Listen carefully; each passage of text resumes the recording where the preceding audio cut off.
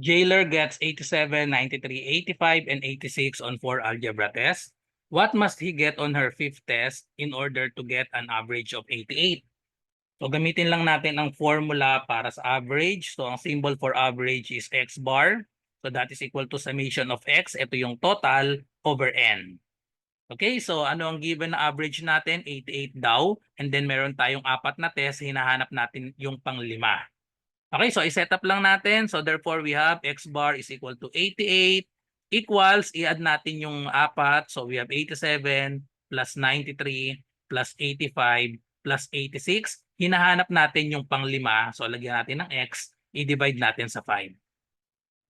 Okay? So ang gagawin, tanggalin muna natin itong 5. Para ma-cancel out yung 5 sa denominator, multiply both sides by 5.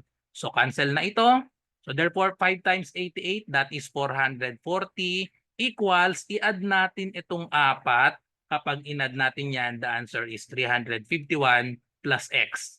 To solve for x, tanggalin si 351. So subtract natin minus 351 to both sides. So therefore, ang pang-5 test natin ay equal sa 89. Letter A. Follow for more.